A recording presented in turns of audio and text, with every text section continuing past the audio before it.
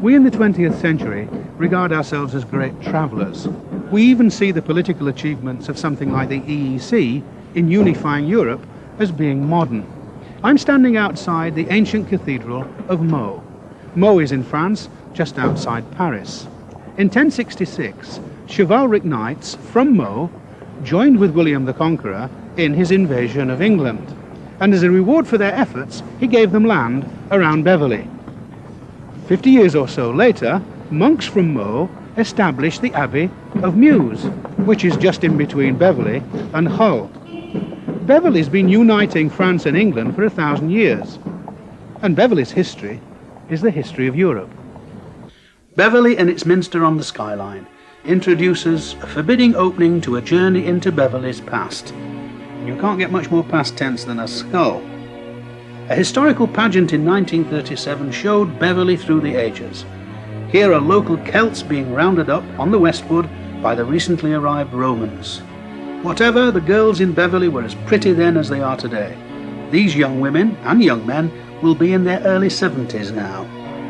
And here we have the monks who built the first church before the Minster, complete with St. John the Founder and the hod carrier. Christopher Wren may have built St. Paul's. I always ask, but who carried the hod? Next came the Vikings. They rode up the Humber and River Hull to rape and pillage in Beverley, and they destroyed the church built by the monks we've just seen, according to the Anglo-Saxon Chronicle, that is. By the way, the fashion-conscious will notice that wings and horns are being worn on the outside of the helmet this year. This tableau on what appears to be the local milk float is King Athelstan at the high altar swearing promises to subsidise Beverley if St. John answers his prayers and helps him to defeat his European enemies. Perhaps it's what our Prime Minister needs. Here on a day trip to his favourite town is that celebrated 12th century Archbishop of York, Thurston. In the pageant he was played by a well-known personality in 1930s Beverley, Sir Reginald Mitchell Banks. Franciscan and Dominican monks lead a gathering of pilgrims. Beverley was Yorkshire's Lourdes in the olden days. A sip of water from St. John's Well at his birthplace, Cherry Burton, could cure anything, so they said, from cold sores to leprosy. And pilgrimages were very democratic. Anyone could go on them, from layabout tramps to lords and ladies. The Tanners Guild have smiles on their leathery faces. They were said to be waterproof, being so tanned with their trade. Beverley's ancient Tanners Guild was older than London's. The various craft guilds in medieval Beverley organised yearly mystery plays and performed them at the Beck or North Bar. In this tableau, Lucifer is at the gates of hell. This is Archbishop John Fisher, now St. John Fisher, if you please. He was an old boy at Beverley Grammar School. He lost his head for arguing with Henry VIII about Henry's favourite topic, divorce. While pretty maidens danced round the maypole in bluff King Hal's day, the axe was busy on the block at London's Tower Hill.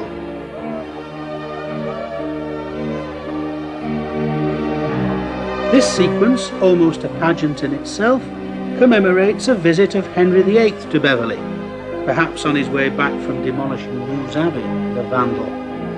Hull must have been quite put out at this visit. But then Beverley was bigger and more important than Hull in the 16th century, so there, sucks to you. And here's Catherine Howard, Henry's brand spanking new wife, on her litter, carried by an army of page boys. There must have been quite a lot of pedigree horseflesh in 1930s Beverley, but how far these horses were used to carrying beautiful Tudor ladies in waiting side saddle, you won't get from the horse's mouth.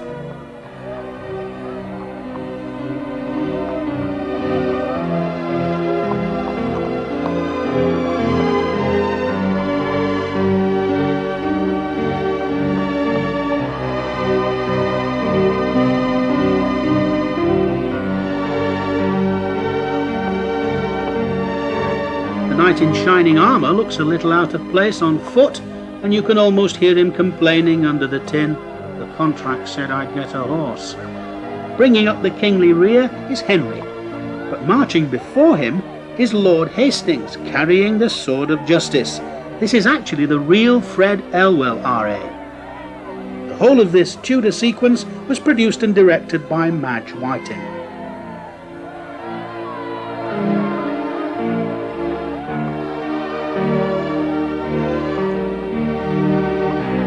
One of Henry's doughty daughters, Good Queen Bess, follows next in her mobile castle.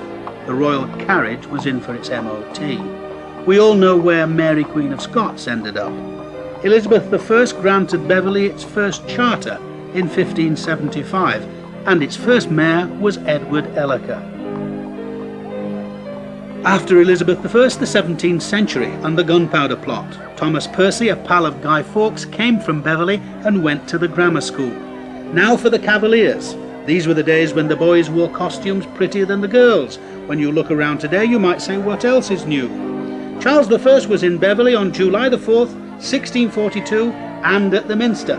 We even know the text he chose for the service. Let us love one another. He was optimistic. Pennies thrown to the poor boys of the parish from the borough's 2 MPs, Sir Charles Hutham and Sir Michael Wharton. Then close up behind, John Wesley, with his, handmaiden's not quite the right word. He preached at the White Horse, or Nelly's to you. Here comes the Beverley mail coach. The walking passengers could have come straight out of a novel by Anthony Trollope, who worked for the post office and fought an election in 1868 in Beverley, and, it is said, used Beverley as his inspiration in writing the Barset novels of a cathedral city. A minimum number of spectators here for a group that we will call an outing of the Beverley College for the Daughters of Gentlefolk, Beverley High School for girls,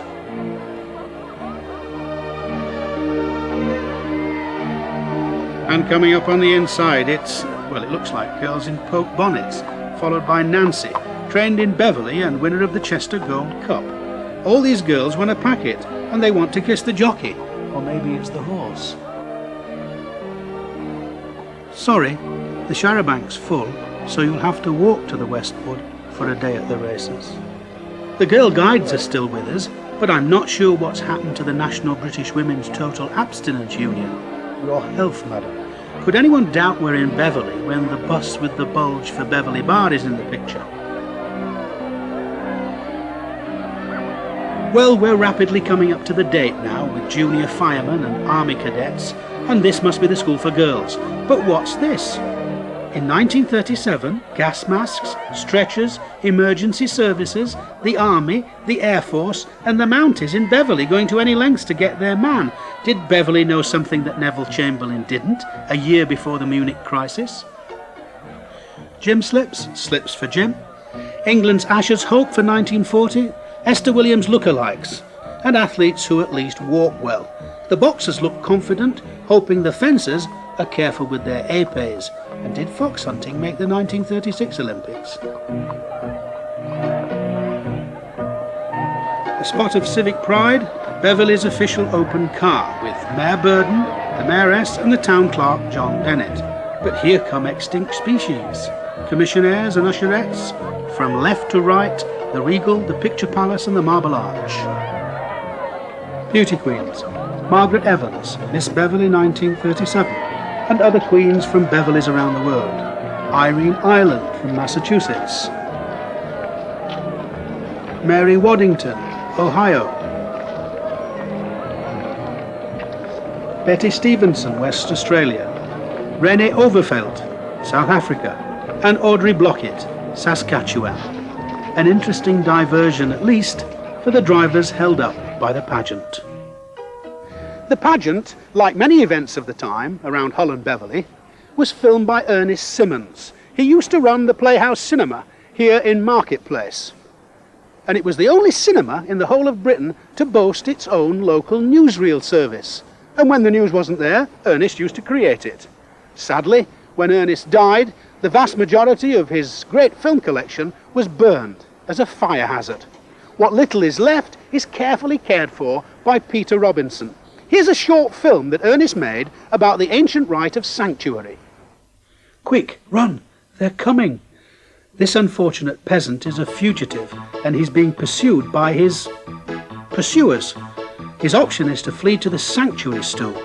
Now, sanctuary was a consecrated place in a church where anyone, debtor, criminal, runaway could find protection. The idea is as old as the Greeks. And the stone seat or frith stool could at one time be found in many churches in Britain. Now there are only two, one in Hexham, Northumberland, and one here in Beverley. Strangely enough, however, our fugitive is, we think, running through the cloisters of St Mary's, when the sanctuary stool is near the high altar in the Minster. He can, like Charles Laughton in a popular film of the time, The Hunchback of Notre Dame, cry, "Sanctuary! Sanctuary!" But don't get any ideas about claiming it, you burglars out there. It was regulated by Henry VIII and then abolished in the 17th century. Well, that's not long ago when you think about it. And perhaps it's an institution some of us might want to revive. Actually, what our friend here was fleeing from was the wrath of an audience who wanted to get him for overacting! Overacting!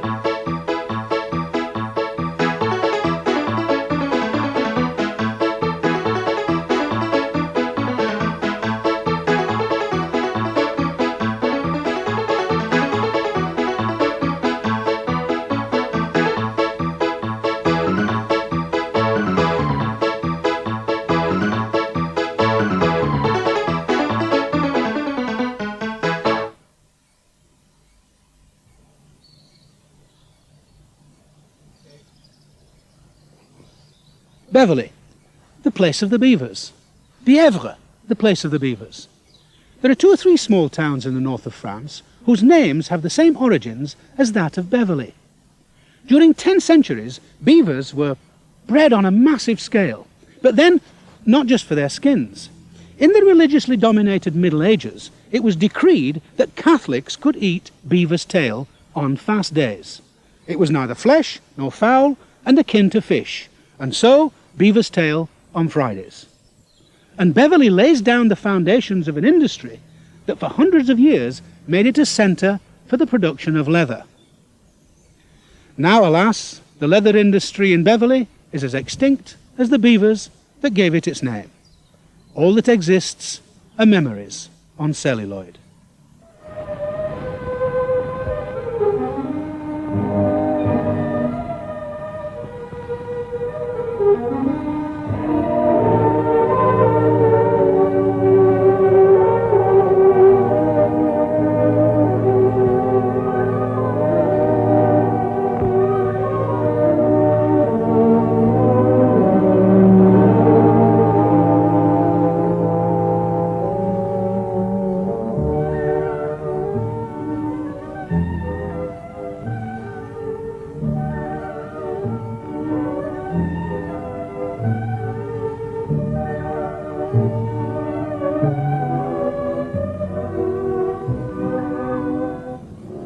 Within the sound of the bells of Beverley Minster, the ancient art of tanning has been carried on from one generation to another.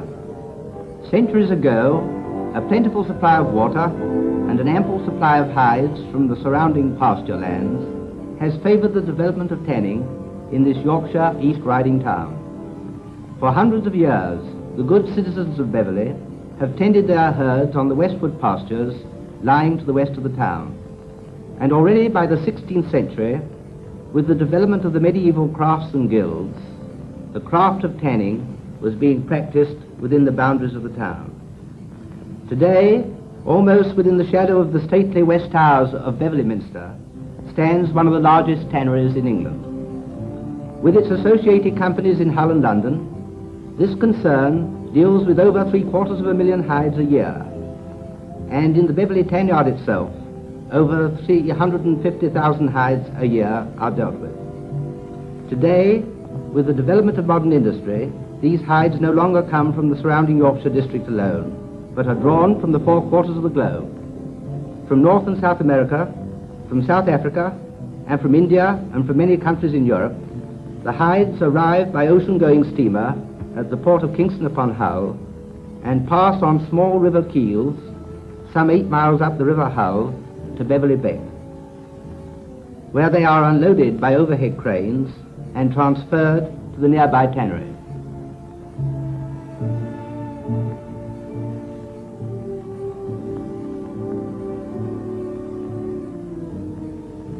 To deal with this number of hides, very great quantities of tanning materials are required, amounting in total tonnage to many thousands of tons a year. In ancient times, the tanning liquors were mainly extracted from oak bark, but the supplies of oak bark are completely inadequate to modern requirements. Today, science has combed the world for suitable tanning materials, and in this warehouse you see the main materials used in tanning today. Myrabalum nuts from India, mimosa or wattle bark from South Africa, cabraco extract from South America, and chestnut extract from France and Italy. There are many other materials which are available to the tanner, but these are the main sources of supply. 32 past mayors of Beverley have been tanners. The present mayor, Councillor Burden, is keenly interested in the industrial development of Beverley, and as part of the coronation celebrations, paid a visit to each of Beverley's industries. This picture was taken on the occasion of the mayor's visit to the Beverley tan yard, and the operations shown are those witnessed by the mayor during his tour of the works. The first process to which the hides are subjected after soaking and cleansing is the liming process, the hides being placed in lime solution and drawn up and down every day, so that the lime solution can be renewed and the lime penetrate to every part of the hide.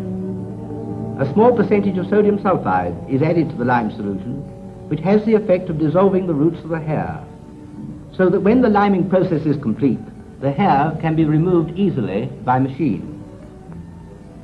This machine consists of 2 rollers, one of which is a blunt cylindrical knife. The rollers meet as the hide passes between them, and the cylindrical knife removes the hair.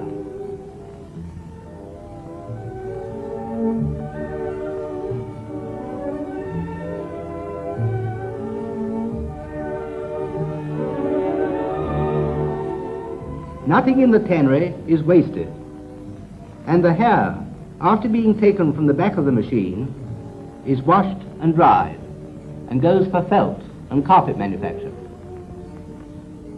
The flesh adhering to the underneath portion of the hide is also removed by a similar machine, where once again the hide passes between 2 rollers, one in this case a very sharp cylindrical knife which shaves the flesh off in one motion.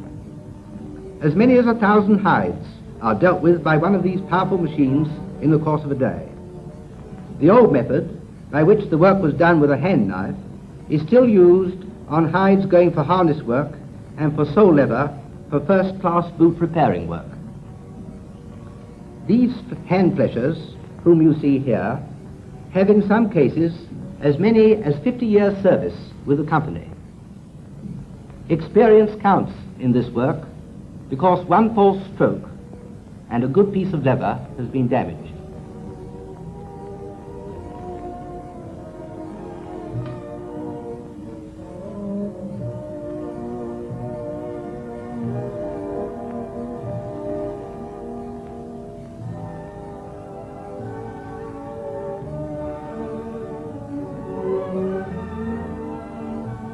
Each hide, after it has been limed and the hair and flesh removed, is drawn up onto the table and examined and selected for different purposes.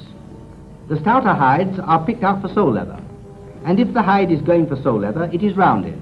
That is, the bellies and the shoulders are cut off. You see how perfectly these men work together.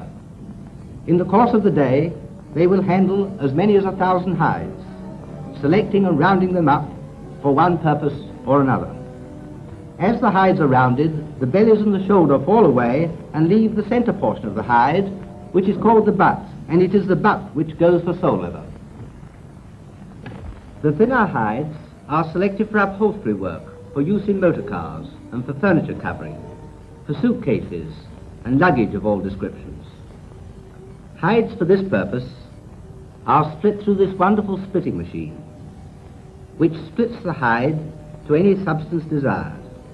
And in the case of a heavy hide, sometimes 2 and even 3 layers are obtainable. For furniture work, hides are usually split down to a substance of 1/16 of an inch, and the machine is so carefully adjusted that there is less than 1/200th of an inch variation in substance over any part of the hide.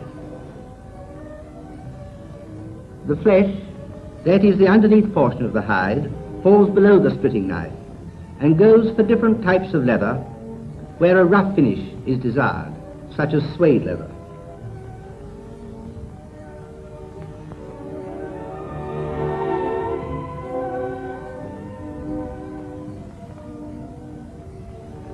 The grain, after being split, is delimed and baited. In the old days, this part of the process was very obnoxious. But today, with the assistance of science, the baiting is done with an enzyme bait, which has removed much of the unpleasant aroma which used to be associated with tanning. After baiting, the hide is gone over by a scudder, who with this broad scudding knife removes the scud from the grain and any small hair roots that have not been taken away by the unhairing machine. The hides are now ready for tanning and go forward into the tan yard, where they are placed in tan liquor and suspended on frames which are kept in motion by rods working on an eccentric shaft moving above the pit. The object of this arrangement is to keep the hides moving in the liquor and so ensure a uniform colour. The tan liquor turns the white pelt brown, and it is important that the brown stain of the tan liquors should be even all over the hide. Otherwise, when the finished leather is dressed and stained, the effect will be marred by an uneven colour. There you see the eccentric shaft keeping the frames in motion.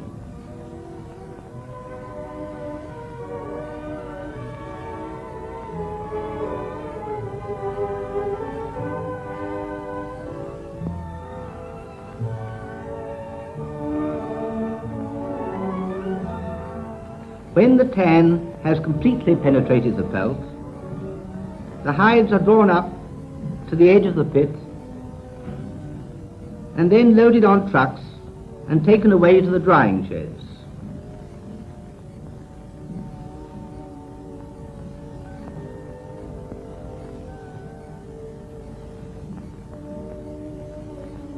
Before being hung up to dry, they are treated with cod oil and dry out a light cream colour, which is the foundation upon which the leather dresser and stainer commences his work.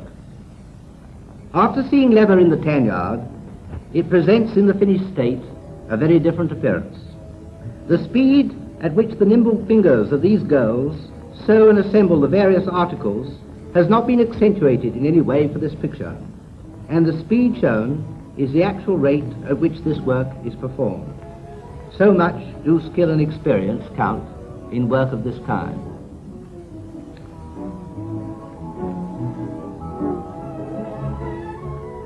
This picture gives a very brief glimpse of the tremendous variety of goods which are made from leather. There are fencing helmets for military and sports use, rifle buckets in which the cavalry carry their rifles when on the move, shell covers, and many articles required for military equipment. Strapping of every width and substance is produced from leathers such as these. For suitcases, the hides are cut up according to the pattern required.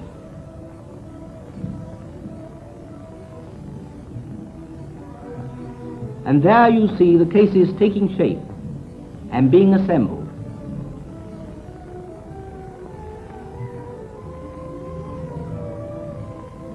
Leather luggage surpasses all other in the smartness of its appearance, and it has the advantage of preserving its appearance in use. Modern design in leather travel goods has produced bags for air travel which go with a zip and generally keep pace with modern requirements. They are light to carry and neat and attractive in design. A golf bag like this one can be guaranteed to reduce any golfer's handicap.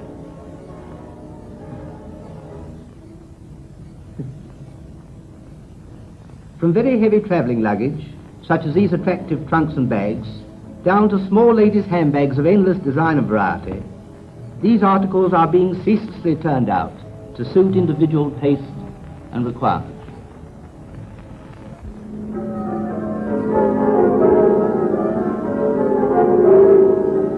Within the sound of Beverley Minster bells, the ancient trade of tanning still goes on. And the cobbler, listening to these bells as he plies his trade, may well think how in a world of change and progress, the old virtues of good quality and workmanship have led to this modern development of an ancient craft.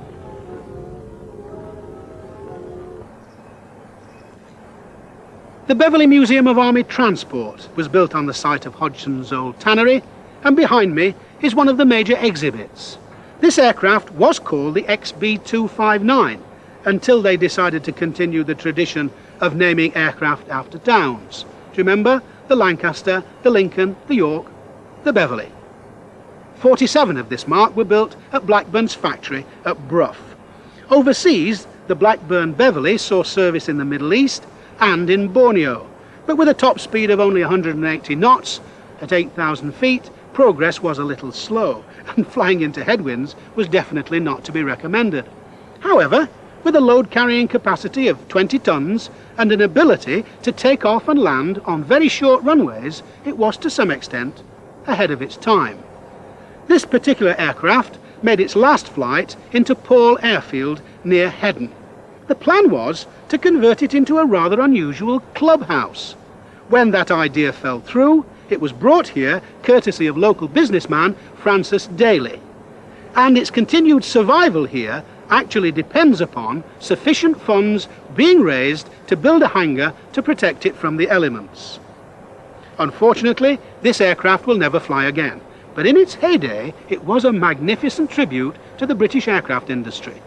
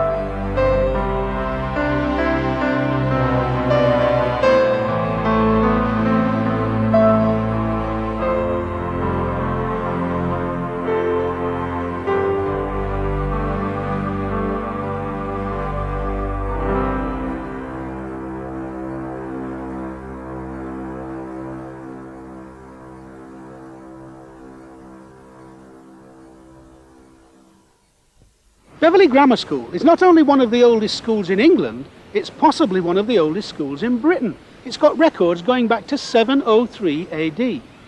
For hundreds of years, Beverley boys have been educated here.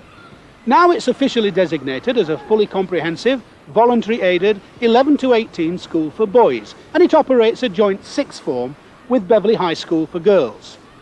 On June the 18th, 1942, the story was a little different, as the entire school, then of course only boys, turned out to celebrate Founders' Day.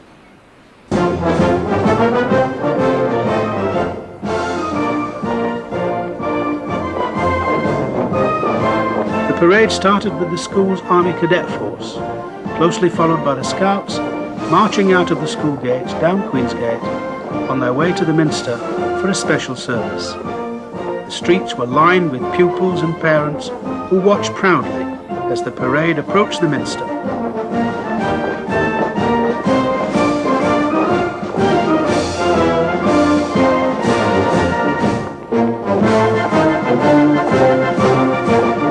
The salute was taken on the Minster steps. After inspection, the boys filed in. It was 1942. Some of them would soon be old enough for conscription.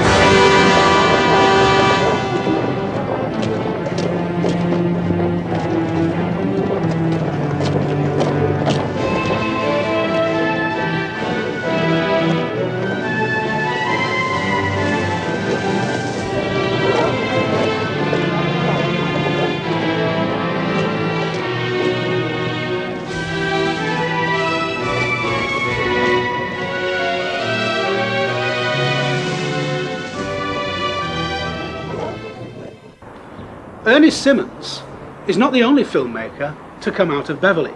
Ken Anakin, a very celebrated Hollywood producer and director, he made The Longest Day and Those Magnificent Men in Their Flying Machines, amongst others. He was born in Beverley. But then Beverley just doesn't make filmmakers. It's also a perfect setting for films to be shot in.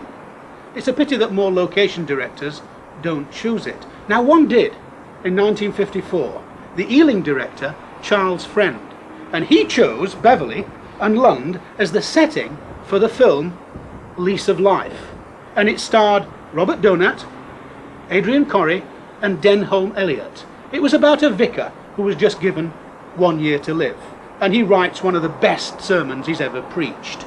It was shot here at the Minster, and here we've got a piece of film of Ernest Symmons filming The Filmmakers.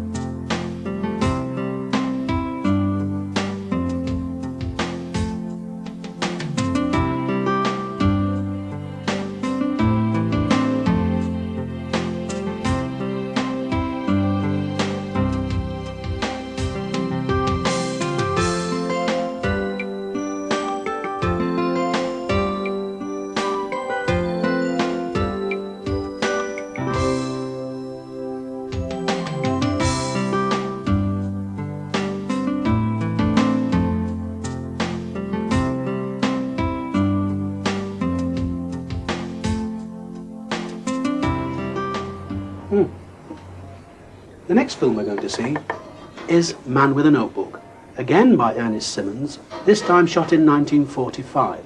And much of it takes place here, in the Rose and Crown on the York Road. Now, to some of you, it might seem a waste of precious resources to be making a road safety film in wartime. That is until you understand that more people were killed in the blackout on the roads in Britain than were killed by the Germans in the Blitz. The more observant of you will notice the car headlight covers. Incidentally, the man who plays Richard Shaw, the old man who's knocked down in the accident, is not Fred Elwell, R.A., as some people would have you believe, but Frederick Leonard, an East Yorkshire character actor of the time. Friends call me the man with a notebook. The book contains entries about road accidents and their causes. It would be a poor world where children never played, but circus tricks have their proper place, and that place is not a public road. I've got quite a lot of entries showing that games on roads lead to trouble. A lot also depends on the motorist, but the real thing is for both children and motorists to give one another a chance.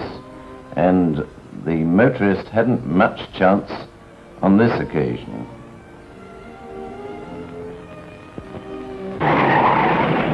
This second shot shows what it looked like from the motorist's point of view.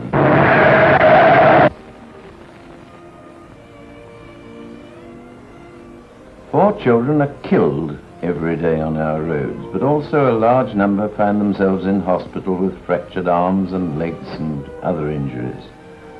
Motorists might remember scenes like this when they next speed along the highway.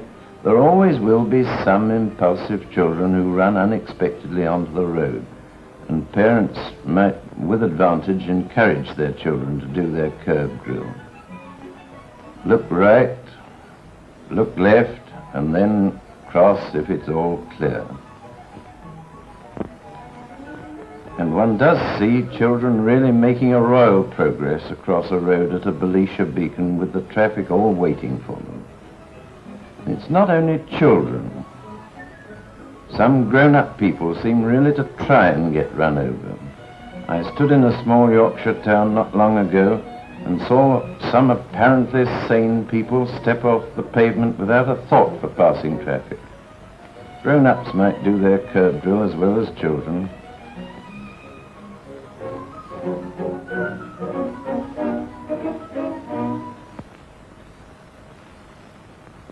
I call this the case of the open gate. If the gate had been closed, there'd have been no entry in my notebook. I was invited to little Jennifer's 4th birthday party. I noticed someone had given Jennifer a doll. She was delighted with it. It was pleasant on this warm summer afternoon having tea in their old world garden. Although adjacent to a busy main road, we nevertheless seemed isolated from the noise of the traffic. Jennifer was a perfect little hostess and performed her duties in a manner befitting the occasion. All her guests had to have 2 pieces of birthday cake, and as she was pouring out the tea, we all had to drink 2 cups. So far, the party had been a great success, but I wondered what had happened to her little brother. He was usually about when there were cakes to be had.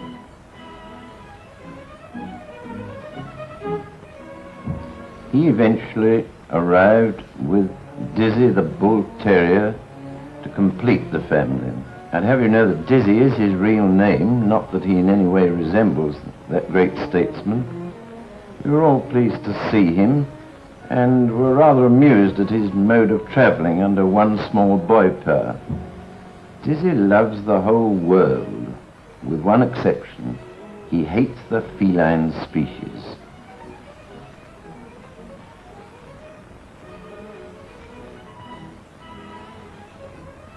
A cat to him is like a red rag to a bull. Off goes Dizzy helter-skelter with Jennifer in full pursuit.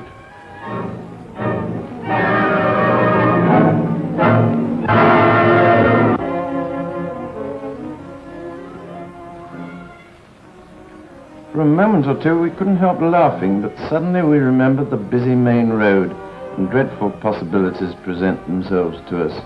Her mother distractedly calls for Jennifer. She is not in sight, and not realizing her danger or the anguish of her, is hiding on the verge. But on hearing her mother's voice, she shows herself. We were all very thankful that she was safe, and I think even Jennifer realized that she might have been crushed and broken like the doll. Jennifer might be your little sister, your daughter, or your granddaughter. I put down in the notebook, more care by lorry driver passing the open gate, teach Jennifer not to run on road without looking, and finally close the gate. And then there was the case of Richard Shaw. I knew Richard Shaw fairly well. He was a retired tradesman, and I used to see him every day go over to the Rose and Crown to meet his friends. I think they almost set their watches by his arrival. He was so punctual. "Hello, boys," was his usual greeting as he entered the Rose and Crown, and one glass of beer and a game of dominoes was the regular morning routine.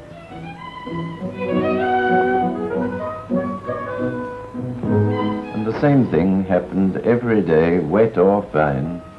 His jovial personality seemed to create a pleasant atmosphere. They never wasted much time in conversation before getting on with their game, and I don't think they ever played for any stake, but Richard never allowed the pace to slacken on that account.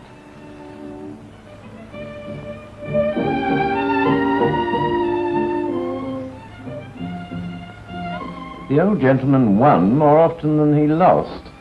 It used to please us to watch him and his old cronies vying with one another. The landlord would rest for a moment to watch Richard bluffing and teasing them with his good-natured chaff.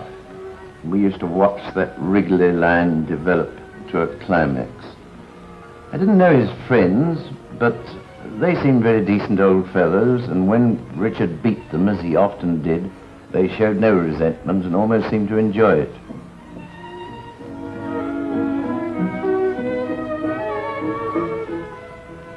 They looked forward to their morning game as much as Richard did. On this occasion, luck seemed to favor the old gentleman. He couldn't do anything wrong. The twinkle in his eye might have warned them that something was going to happen, and there was considerable merriment when he won his game with a double six.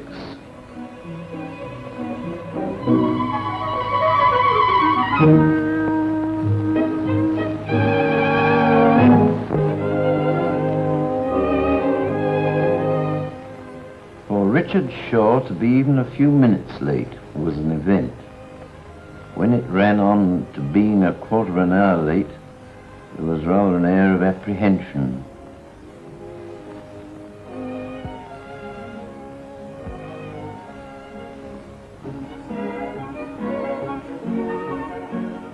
What had happened was that the old gentleman had started off serenely and travelled on the bus he took every morning. He was a polite man and rather made a point of things like giving up his seat to a lady. In fact, he was a delightful old gentleman. Like most elderly people, Richard suffered from twinges of rheumatism, and he was very grateful to the conductress for her timely assistance. Richard had been brought up in a generation where courtesy and service were taken for granted. His kindly nature endeared him to young and old, and he was extraordinarily popular wherever he went. Joe the paper boy is well known to Richard. Today it seems that Joe has something good for the 2:30. Richard is definitely interested. He's no intention of putting his shirt on the horse, as Joe suggests. He might risk a bob. Look out!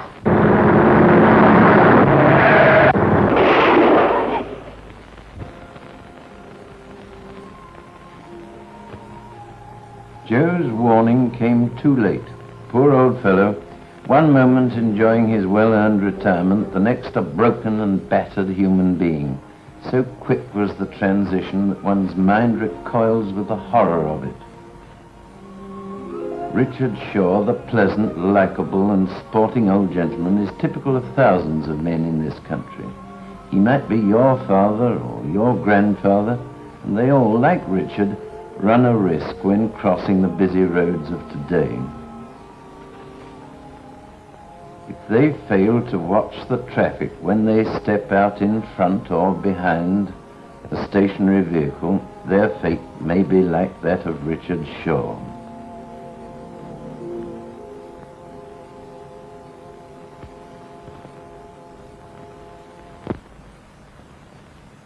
I wandered round this old cemetery recently. It was a peaceful spot, and when I met the cemetery superintendent, I asked him how many graves there were there. I worked out that it would take a cemetery about 6 times this size to accommodate the people killed on our roads in 1 year. It's such a waste of life. And there are also the seriously injured to remember. I see in my notebook that there are between 30 and 40,000 people really seriously injured every year on our roads. I think there are some things in my notebook worth remembering.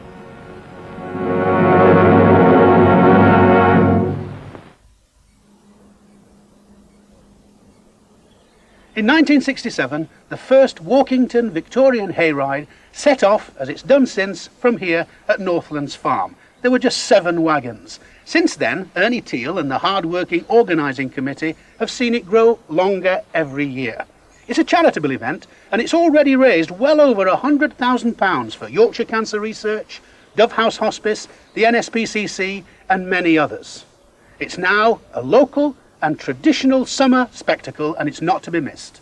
The 1992 Hayride enjoyed the sort of summer weather that really brings out the crowds.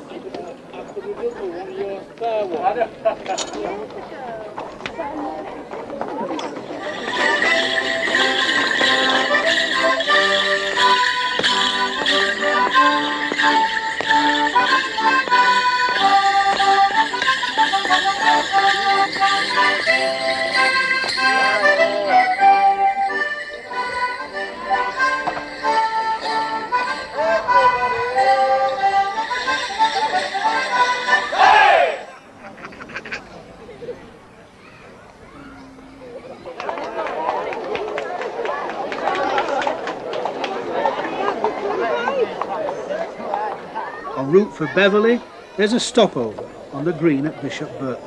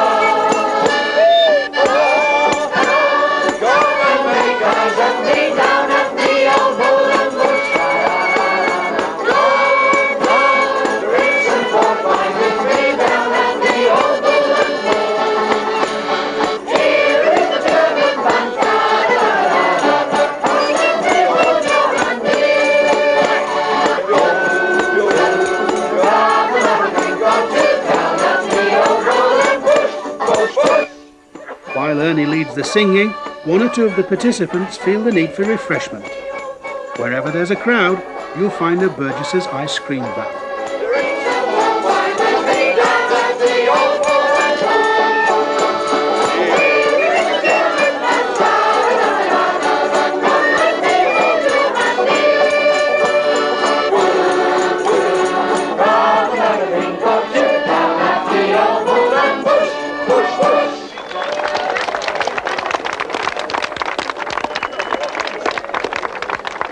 Thank you all very much, ladies and gentlemen. Suitably refreshed, the hayride passes through the Westwood on the way to Beverley, and an equally appreciative crowd. Thank you, darling. Thank you very much.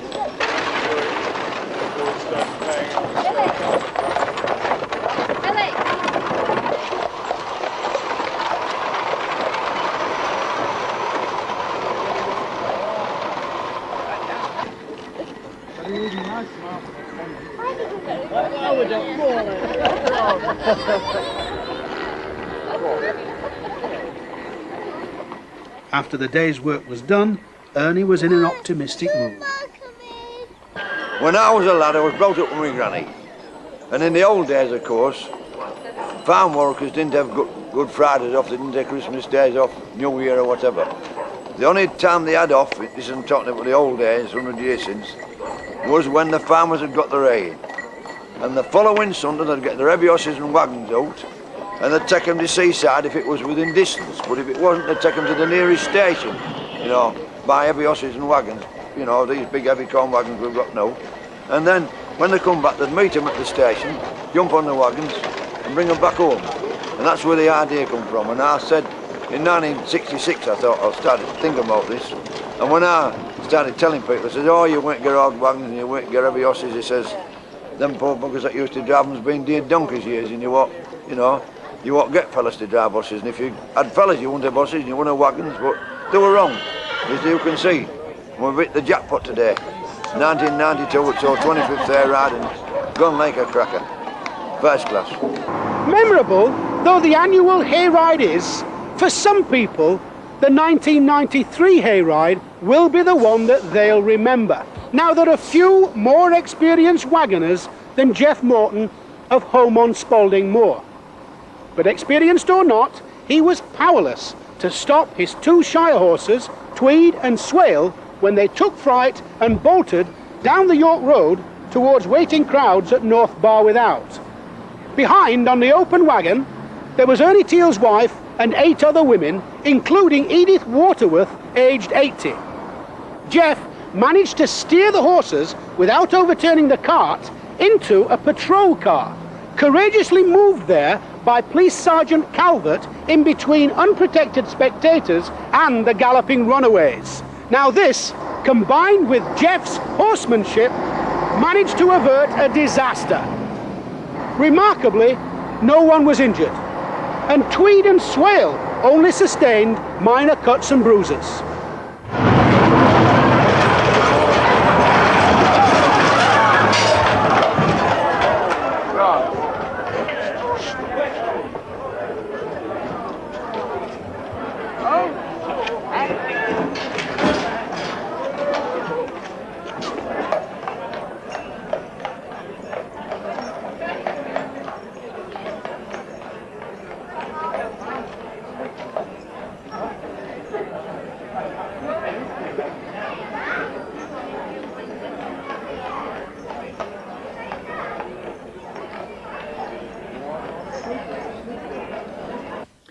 A police officer is being praised today after he prevented tragedy at this year's Walkington Hayride. The officer used his patrol car to protect spectators after 2 horses pulling a cart into the parade went out of control. The horses ran amok after they were startled, and only the policeman's actions prevented the animals ploughing into watching crowds. The patrol car was crushed in the incident, though no spectators were hurt. So, that concludes our first volume of Beverley Bygones.